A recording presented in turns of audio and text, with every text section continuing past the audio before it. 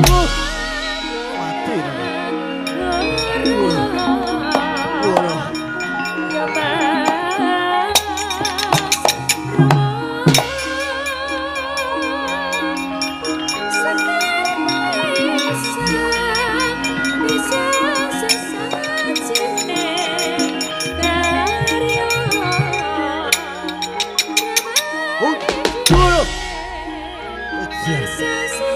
Mati.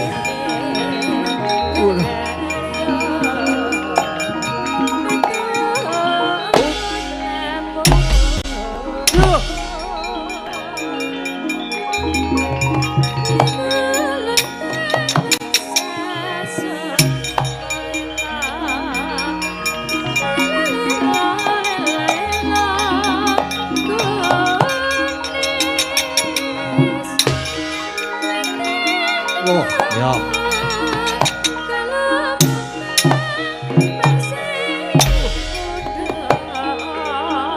Siap.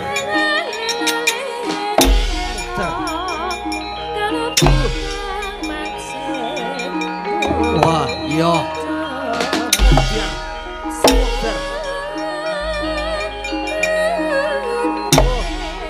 Mati. Waduh. Mati ya. Waduh.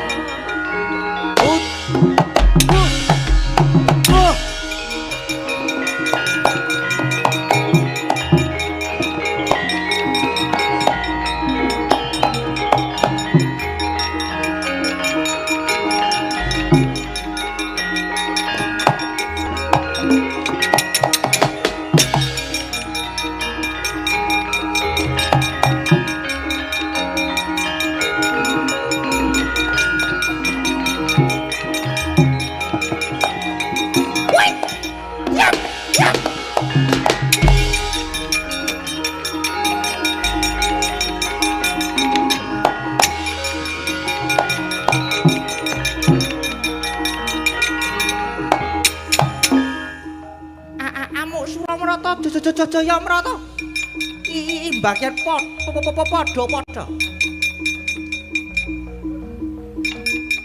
ping teno tangsen aku tangsen wah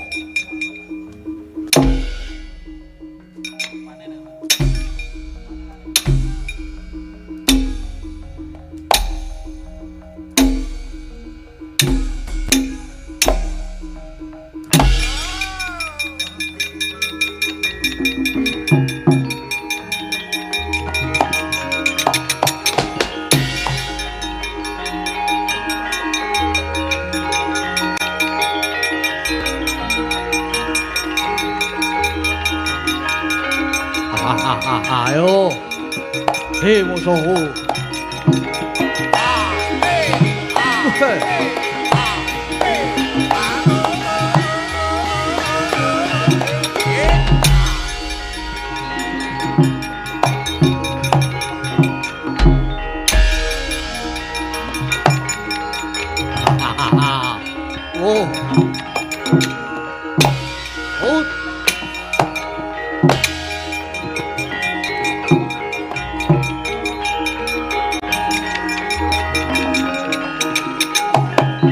kok mundur meneh.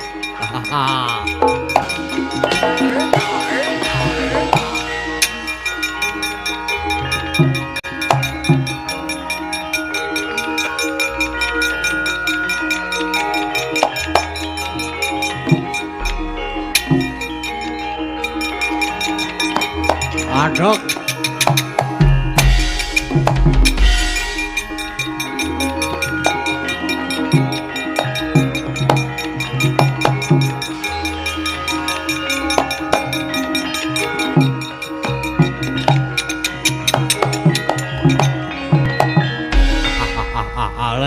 Lengeng wah adik-adikku mungsuh karo Permadilan kembar do kalah kabeh. Ayo Bratasena saiki sing gagah musuh karo sing gagah mungsuhmu aku le. Ayo nanging aja nganti ana ingkang lara lan tekaning pati. Sapa rasa dadak nganggo pernatan rasa nganggo aturan le. Mengkari kowe apa aku sing kalah iki mengko. Ha yen ngono ayo tak ladeni Dursasana kakangku. Wah ya kendang jenggot kruncal-kruncal wele.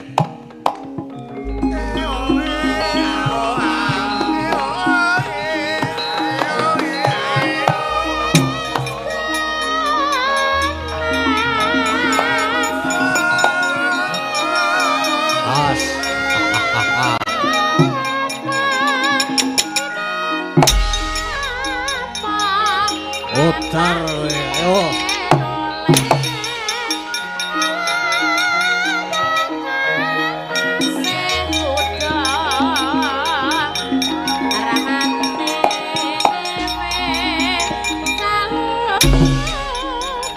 Ayo palso putar putar we ambat to we. Wah woi mutiar batang yang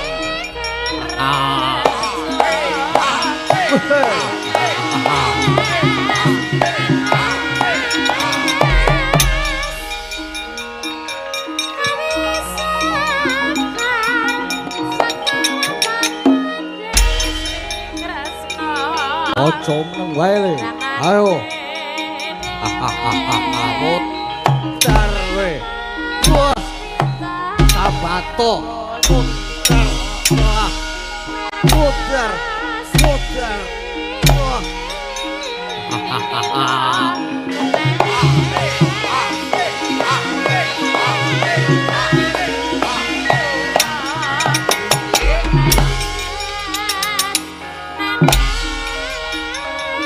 awak menang wae piye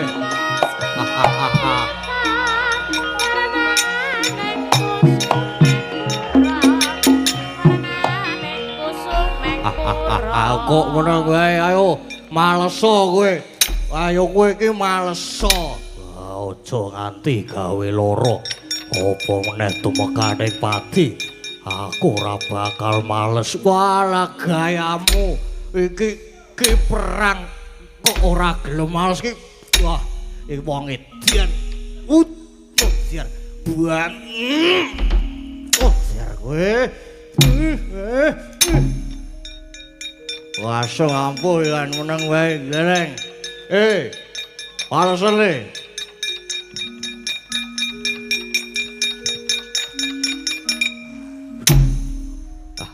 ora gelem males mudar tenan kowe le nang kene yo mudar kowe wah ae banting meneh maleso ana wong perang ora gelem males ayo maleso ora bakal males ora gelem males kowe ora gelem males kowe wong jire kowe Bratasena kowe wong jire kowe le mulane kowe jire mergo bapakmu kae tengeng ya apa ora Pandu kae bapakmu tengeng le mulane kowe dadi jire kaya ngene iki le ayo kowe maleso aja kaya bapakmu mengko kowe jire kowe dadi tengeng sirahmu le ayo maleso aja dadi kaya bapakmu le engko ndak kowe tengeng tengeng maleso cakman waduh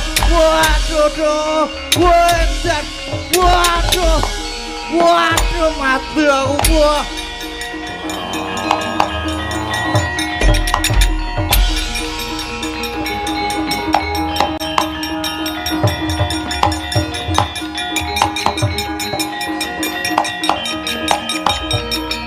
waduh mudar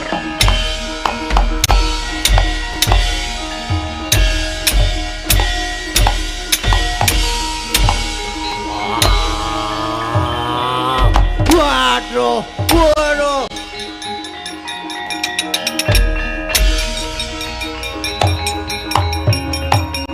setan alas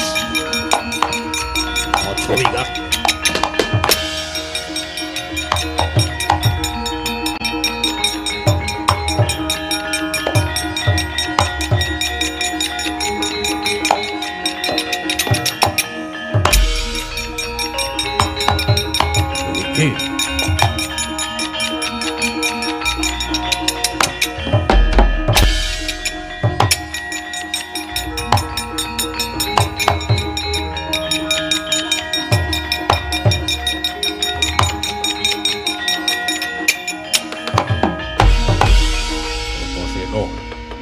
Aja ngembelo sirahmu mleleng pacakmu em. Dupe adi-adi kowe wis padha kalah. Saiki kowe mungsuhe aku le. Ing pendadaran kayuh Kurupati apa Bratasena sing mimpang? Wah, Kurupati kakangku. Ayo tak ladeni maju kene nek kepengin tak gandul.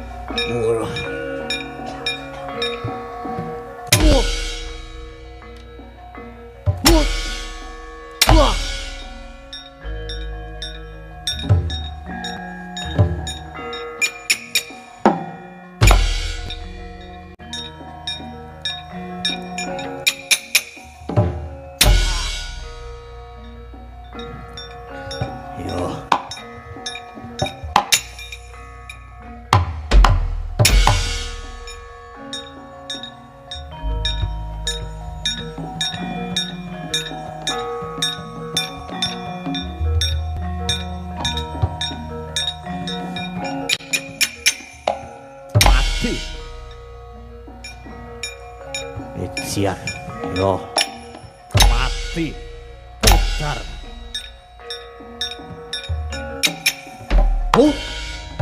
Wah. Wah. Waduh. Waduh.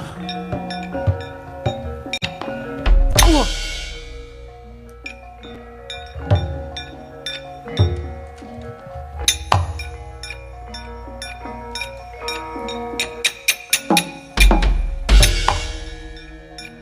Oh, iya.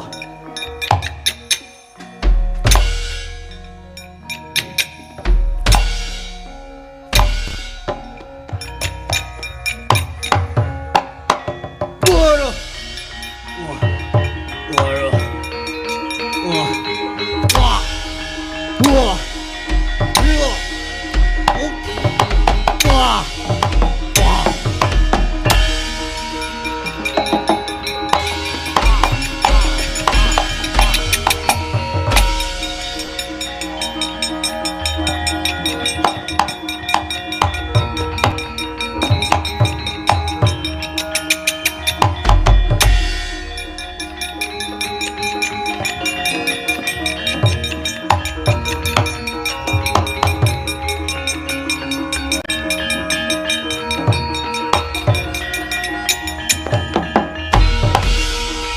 Seno adu tosing balung leteng kulit kowe menang nanging ayo saiki unclang godo ayo taladene unclang godo Kakang Purupati.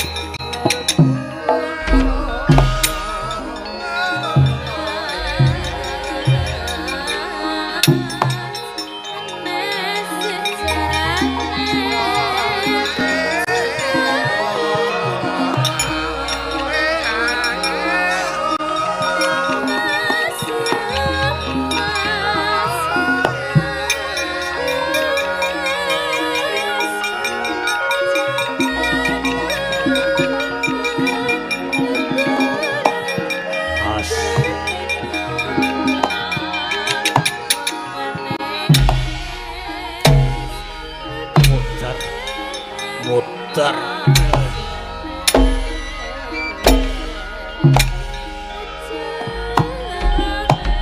Wah. Wah. Mati. Muter. Wah. Wah.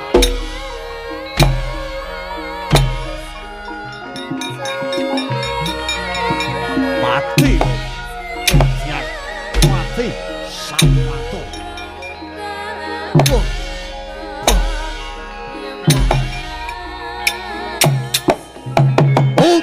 Wah. Wah. Wah.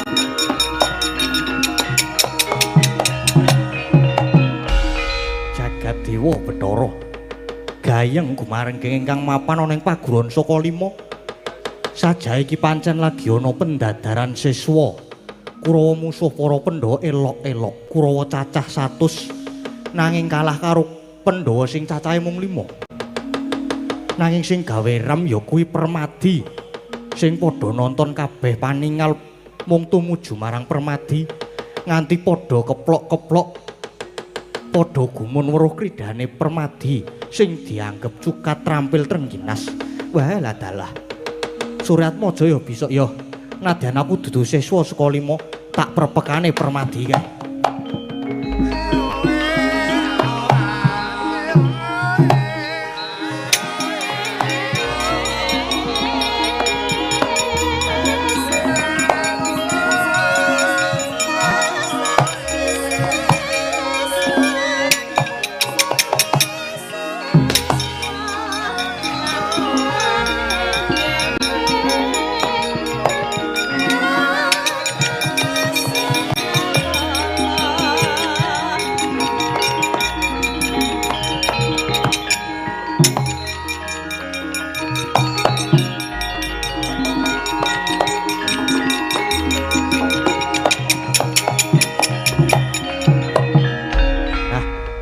Iso adu arep karo sing jeneng Permadi.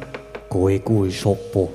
Kok wis ngerti marang aku? Aku bocah saka Pertapralaya, dene jenengku Surya Putra ya Suryatmaja, ya Karna Basusena. Banjur ana parigawe apa? Dene kowe wanuh-wani ngergon-ngergoni kang lagi ana ing glanggang kanggo pendadaran iki biyuh-biyuh. Mung lagi bisa lah jemparing kaya ngono wae. Jenengmu nganti kondang umandang. Mongko sejatine yen sing nyawang kuwi aku mung tak enjepi tak kandhani. Ayo. Nek pancen Permadi iki nom-noman sing ampuh tenan, aja mung manuk pepetan. Tegese kuwi mung barang mati. Sing ditangsangake ana wit galuh, kaya ana manuk mabur tak panah mesti kena sawangan iki Permadi.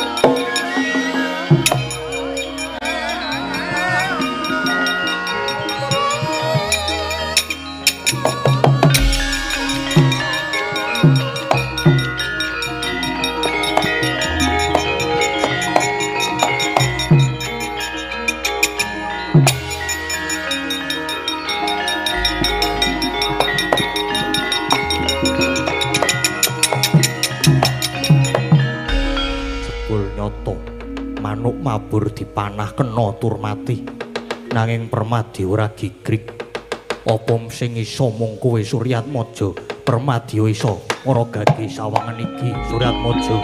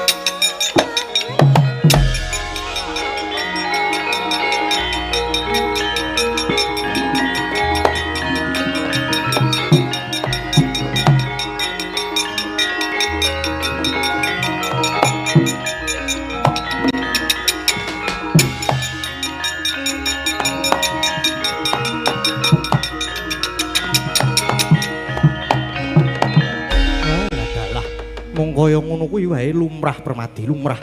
Ayo, saiki gage iki sawangen. Lehku manah manuk kae karo mungkur Permadi sawangen iki.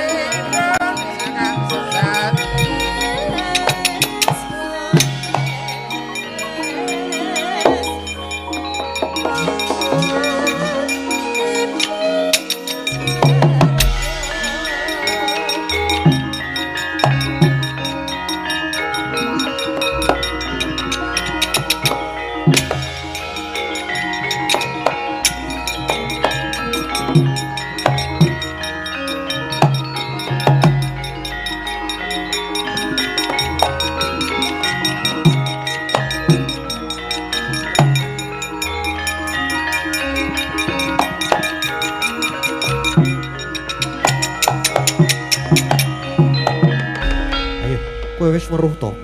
Manuk tak panah karo mungkur wae kena. Lah kok mung semono sing dadi kabisane siswane Pendhita Durna. Mung semono kuwi Permadi ulap-ulapan sing dadi ucapmu. Ayo saiki adu katiasan tangkep jojo kantaran bau. Genti milang tatu babu ya. Ayo tak ladeni sak gendengmu, tak ladeni Permadi.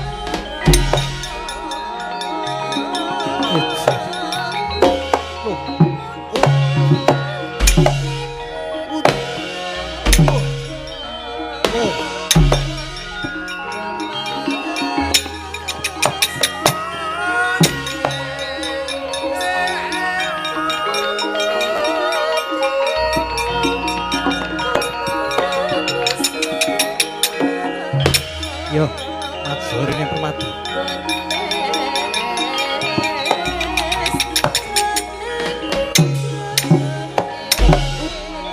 Batur.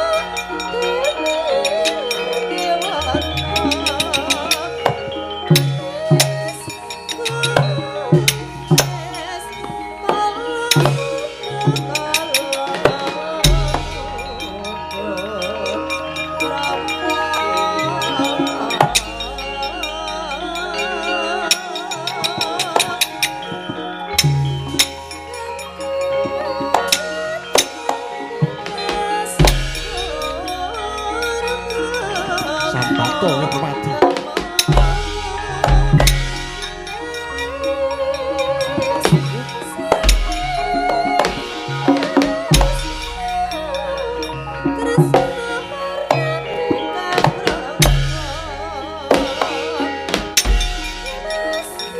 Sambata Permati.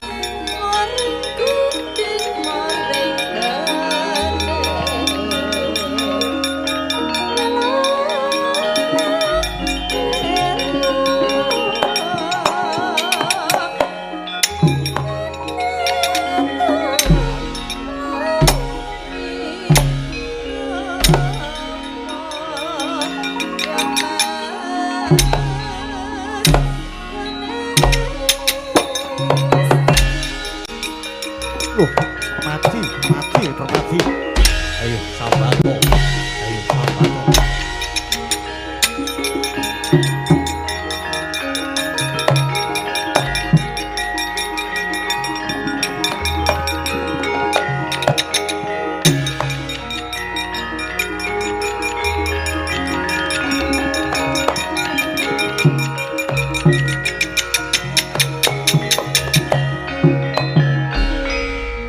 Wadananira layu kumel kucem rah nyomaratandi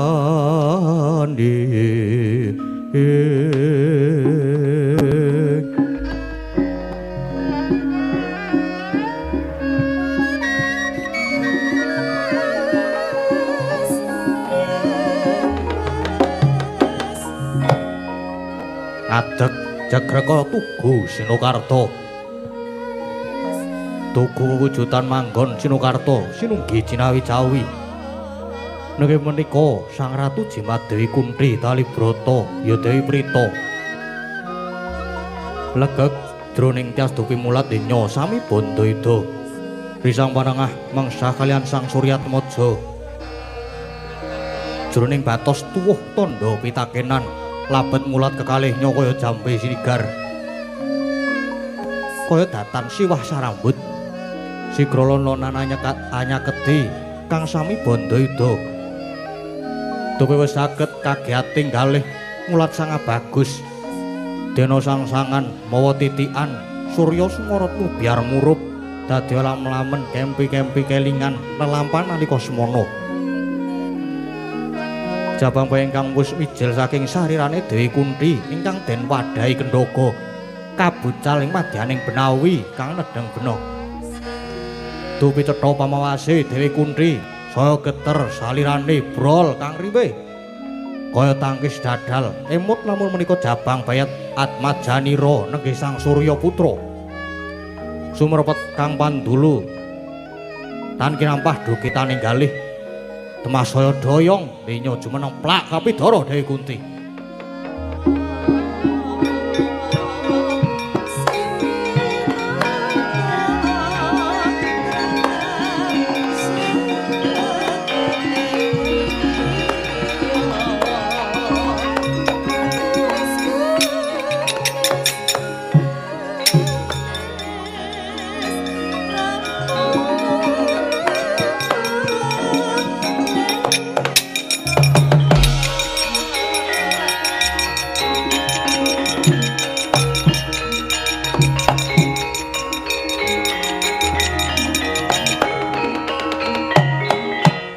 Tanemut Purwadasena Sang Dewi Kunthi.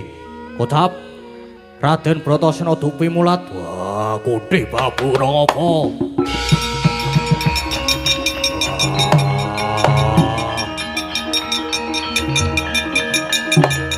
babuku. Wah.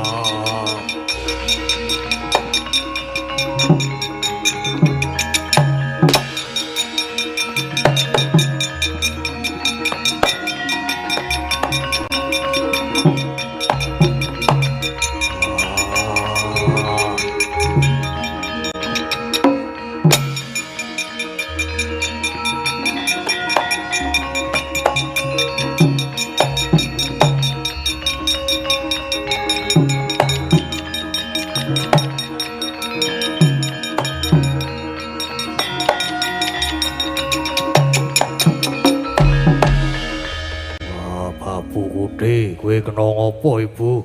Bratasena pun ibu mirsani nggone padha bandayuda kae rasane dadi kranta-ranta.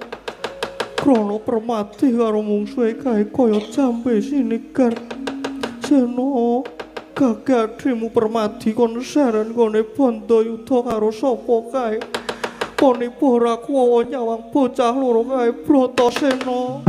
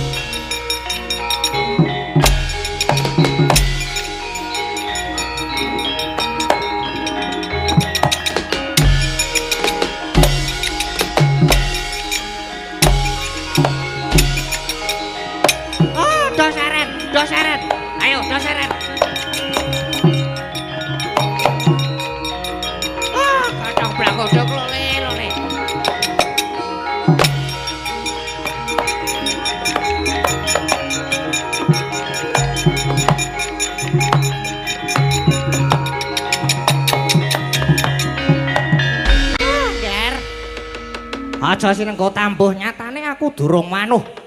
Kowe kuwi sapa? Lah kok wani sumalana mlebu. Mlebu nang paguran Saka Lima kene. Nganti gawe gumun kang padha ndelok. Sapa kowe? Sapa? Nggih Sang Resi Durna. Menawi dangu dhateng kula nami kula Surya Putra. Inggih Suryatmaja. Laris saking Perta Perlaya kula ngaturaken sungkem pangabekti penemban. Yah, tak tampa, tak tampa. Tak tampa. Kowe kok wani sumalana mlebu rene iki sing ngakon sapa?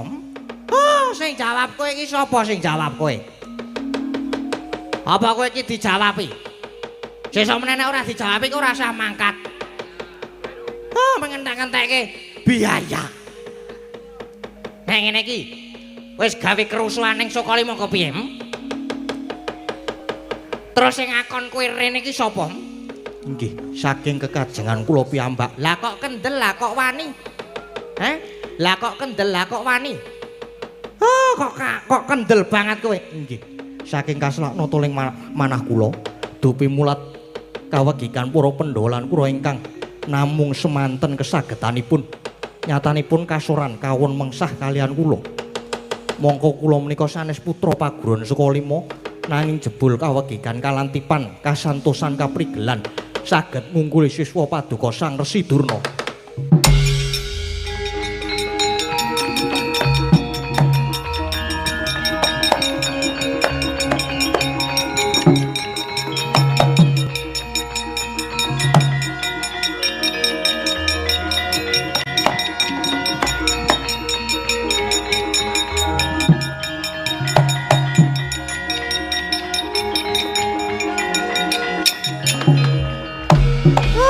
Bocah iki pancen kemajon. Kemlinthi. Suratmaja. Ngene ya. Ya arep kowe iki pinter bebasane iso nyekel jagat jaring angin. Arep kowe peng-pengan bebasan ora tedas. Tapak paluning pandhe sisaning Brenta. Nanging kowe tak anggap ora menang karo siswa-siswaku.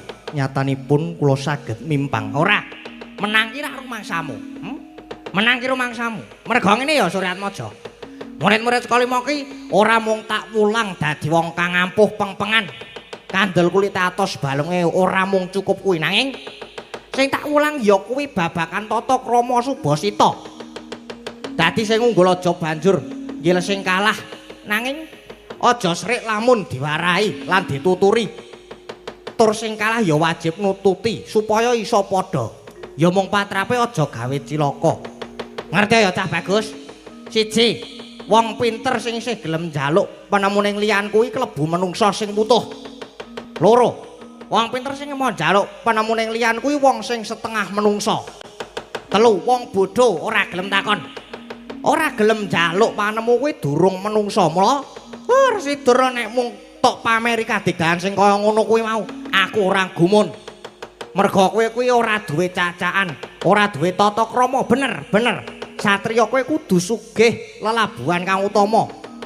Kudu sugih kadigdahan, sugih kapinteran.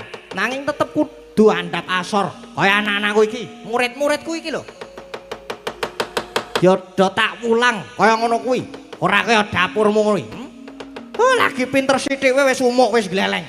Wis kemaki. Kaya ora kena digawe kaya wis wani dilatesi abang kowe. Glelenge ora jamak-jamak. Oh, umuk kok karo Durna. Kowe iki ora ana gunane umuk nek karo Durna iki.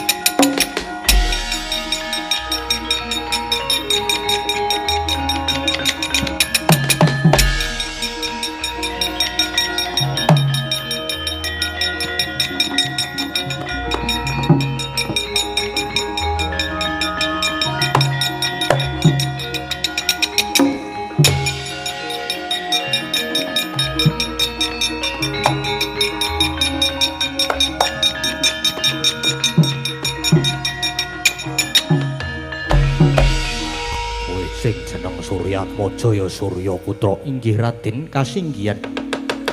Cah endi kowe? Inggih kula lare Perta Perlaya putranipun Kusir Adirata. Lajeng paduka menika sinten Raden? Aku Raden Kurupati. Pambayuning para sata Kurawa. Kowe saiki arep ning ndi? Inggih, badhe wangsul wonten ing Perta Perlaya rasah mulih. Isih ya menika arep mulih. Nek ngene wae jagongan karo aku karo wedangan. Suryatmaja, wiwit aku mau weruh keprih gelanmu aku kok dadi kesengsem karo kowe. Dasare kowe iki wis bagus, pinter tur ya trampil. Kesagetan kula inggih namung semanten Raden ora. Nyatane kowe menang mungsuh karo Permati. Ateges kowe bocah sing ampuh. Mula kowe saiki tak rengkuh melu dadi rombonganku. Aja semlang. Kowe melu aku kepenak bayarmu ya akeh sesuk. Kowe bakal tak dadekake tungguling para prajurit. Aduh matur sembah nuwun Raden.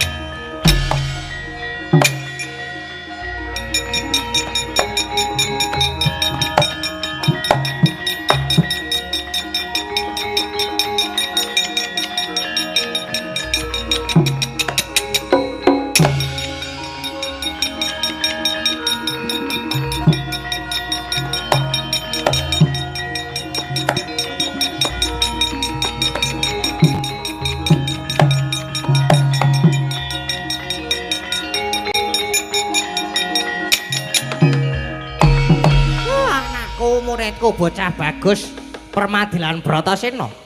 Wonten timbalan adawuh Rama Penemban. Wah, Durna bapakku kuwi. Pun bapak rumangsa bombong, ngongkok bungah lan marem. Merga nyatane kowe iso nuruti apa sing dadi kekudanganku. Lan kowe ya siswa ingkang tuwa aja nggonmu nggayuh kawruh. Nanging ngene ya, Ger. pigateno pitungkasipun bapa, tak kekudang kowe besok dadi pengarep sing bisa diarep-arep. Dadi pangarsa sing bisa dipercaya, dadi pangayom sing iso dadi yom. Aja angkuh mundhakake mungsuh, aja citra mundhak ora dipercaya. Lan aja kendhat nggonmu tansah tabering ngudi ngelmu. Tetep dadi siswa ingkang bisa kanggo patuladan. Nek kowe padha sregep tabering nggone sinau, kowe mesti sesuk bakal dadi wong ingkang kuncara hanjaeng bawana.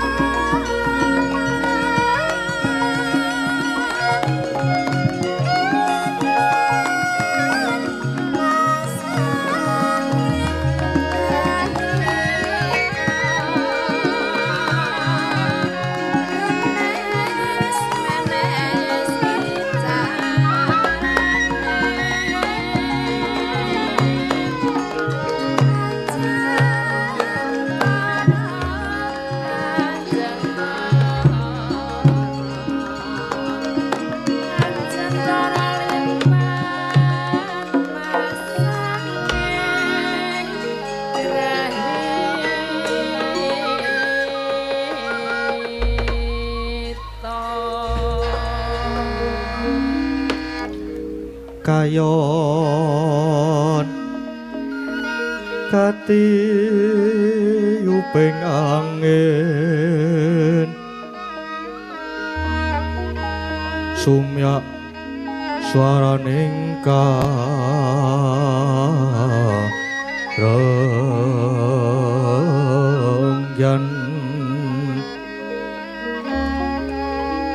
samirana maworiris lumrang gandaning puspita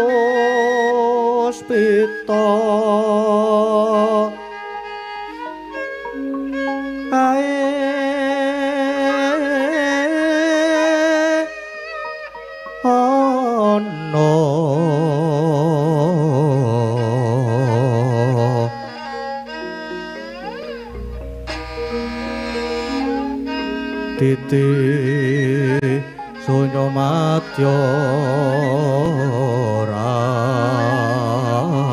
ratri raras rumedeng akoso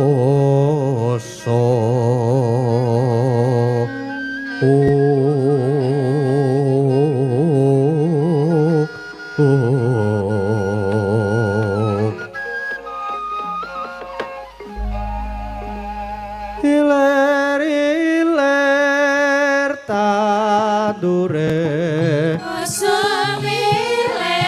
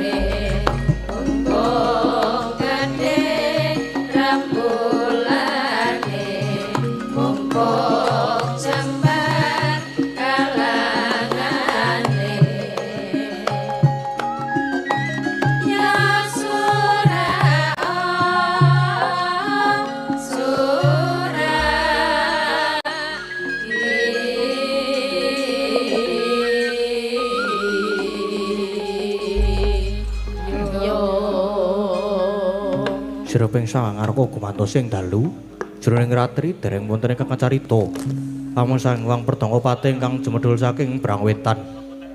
Nadyan kelengan megarsa gunung-gunung parandene bisa merbawani jagat raya. Dupi tata sing ngawantian dewasane nang wau kawusa ancine wis ngancik gara-gara Sukramangkara tumpak mendo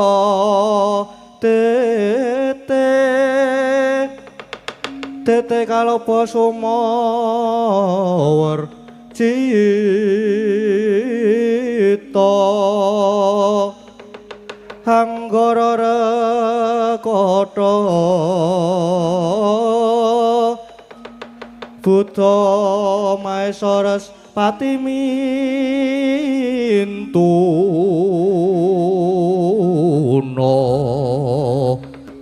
Eka Twitri Catur Panca Sat Sapta Hasta Astana Dasa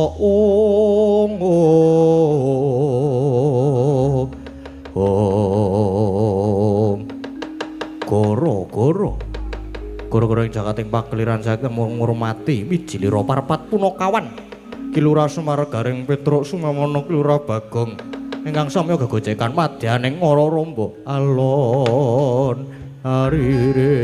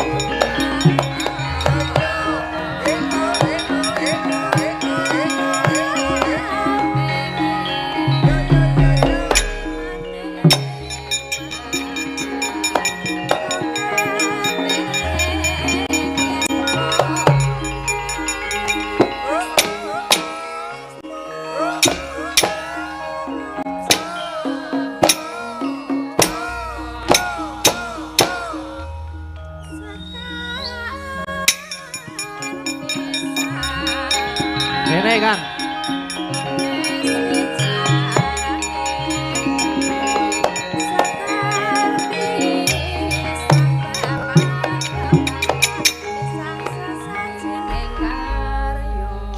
Sore-sore padang bulan. Ayo kanca. Ini Kang. Dolanan.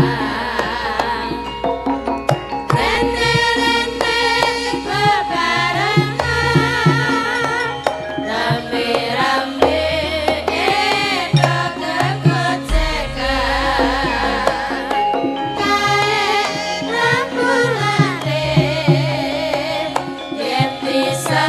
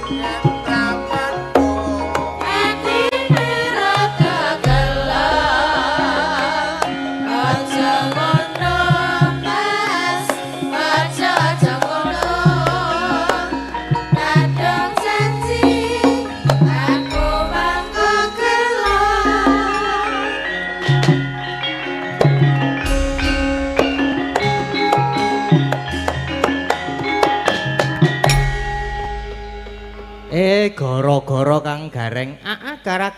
Gara-gara Kang. Gara-gara. Soan ono ngendi kene iki? Padukan Gejayan. Condong catur ya Truk ya. Oh bener. Anu apa jenenge iki? Acara-acarane apa acarane? Wayangan. Apa arep acarane apa? Ora maksudnya iki dalam rangka apa? Iki dalam rangka apa jenenge? Tasyakuran. Kok tasyakuran to? Merti dusun. Nah, kuwi Merti dusun. heeh. Kuwi merti dusun kuwi mujudake rasa syukur marang Gusti sing wis paring rezeki lan keslametan. Ngono Truk. Heeh. Terus karo nglestarekake budaya lan tradisi leluhur. Nglestarekake iki. Ha iya no. Lan nguatke tali kekeluargaan dan kebersamaan. Oh, dadi ngono kuwi to Truk to. Ha iya, heeh. Terus karo apa jenenge? Karo nganu gong apa jenenge mbok pisan-pisan kowe iki anu doa-doa ngono lho gong kowe iki ora tau doa-doa gong. Heeh, Bagong ki wong rapik kok kowe iki. Lah ya tak jajale. Kene iki to ya apa jenenge anane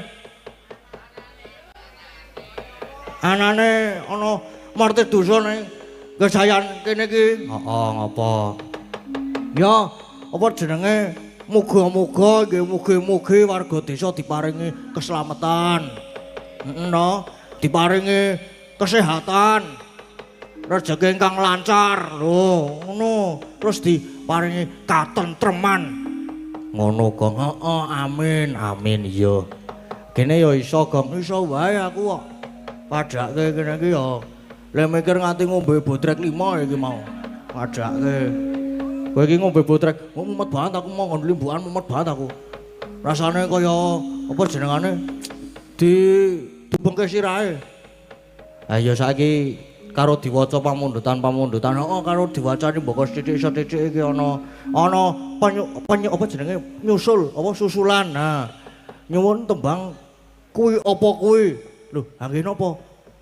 Lah iki lho malah tekone, Truk. Ha kepiye to? Nyuwun tembang kuwi, apa kuwi? Lho. Ki kepiye iki nek kaya ngene? Kowe iki jeneng tembang Gong kuwi to. Sik, Kuwi apa kuwi? ngono kae lho Gong. Ha sepira? Aku ya ora iso kok. Ora iso le ngepaske. Oh, dadi iki lagu to, Truk to? Lagu. Saking Bapak Dukuh Gejayan. Oh, saking Bapak Dukuh. Nggih, matur sembah nuwun nggih, Pak.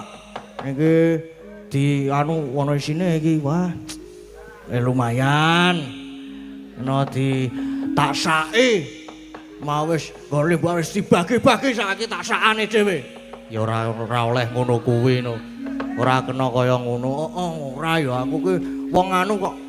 Wong adil aku ki. Adil apa jenenge? Para marta. Aku ki wong adil wana marta kok, Truk. Adil para marta, kuwi. Terus karo Isema ki sono apa ya?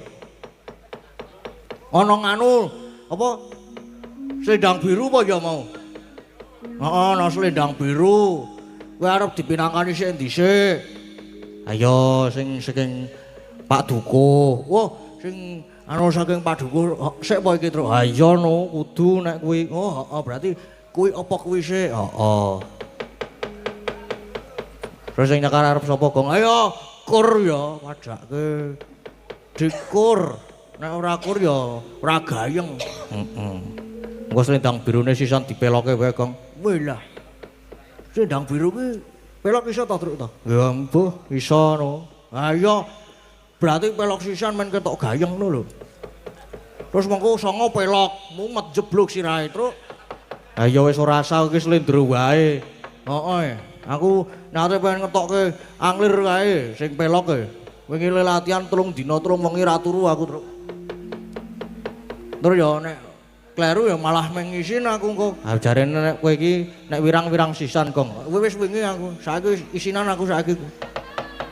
Kowe wingi aku nek wirang-wirang sisan, nek saiki aku wis ora aku jaga image aku saiki. Jaga image apa? Kuwi lho sing jaga apa jenenge? Menjaga apa